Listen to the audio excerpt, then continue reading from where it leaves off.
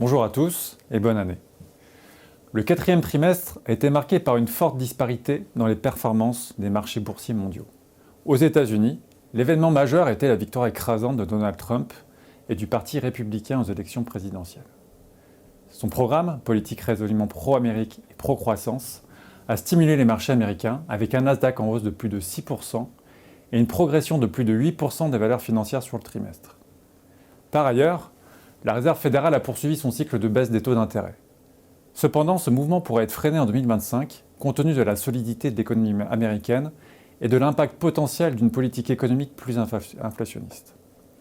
En conséquence, les obligations souveraines américaines ont reculé en fin de trimestre, tandis que le dollar s'est imposé comme le grand gagnant de cette élection, enregistrant une hausse de plus de 7% face à l'euro. En Europe, l'élection de Donald Trump a semé un vent d'incertitude sur les marchés.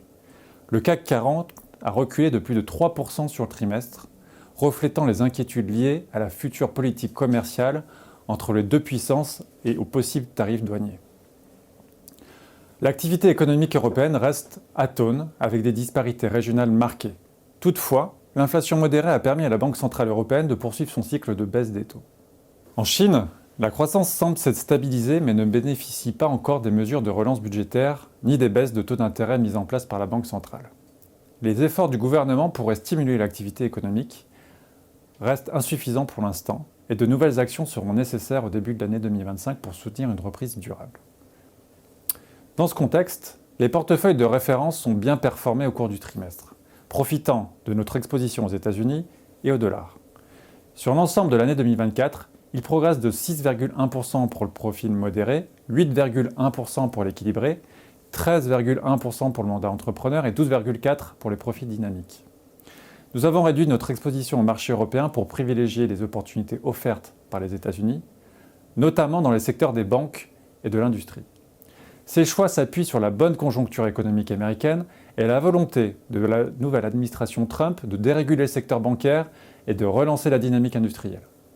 Dans le secteur de la santé, nous avons réduit notre exposition en raison des incertitudes liées à la politique américaine sous l'administration Trump. En contrepartie, nous avons renforcé nos investissements dans les petites capitalisations américaines susceptibles de bénéficier des politiques pro-américaines.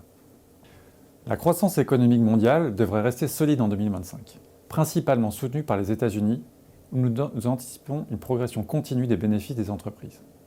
Toutefois, cette croissance devrait être moins concentrée sur les 7 magnifiques et se diffuser davantage à l'ensemble des secteurs et des entreprises. Nous réaffirmons donc notre préférence pour les actions américaines qui devraient bénéficier de ce contexte favorable. En matière de politique monétaire, nous prévoyons une divergence persistante entre les États-Unis et l'Europe. La Réserve fédérale adoptera probablement une approche prudente en attendant la mise en œuvre du programme économique de Donald Trump. Elle surveillera également l'évolution de l'inflation et du dynamisme économique. En Europe, la Banque centrale européenne devrait poursuivre son cycle de baisse des taux, soutenu par une faible croissance économique et une inflation modérée. Dans les semaines à venir, notre attention se portera particulièrement sur les publications des résultats d'entreprise pour le quatrième trimestre 2024 et sur l'investiture de Donald Trump et aux premières annonces de son administration. Nous vous donnons donc rendez-vous début avril pour notre prochain bilan trimestriel.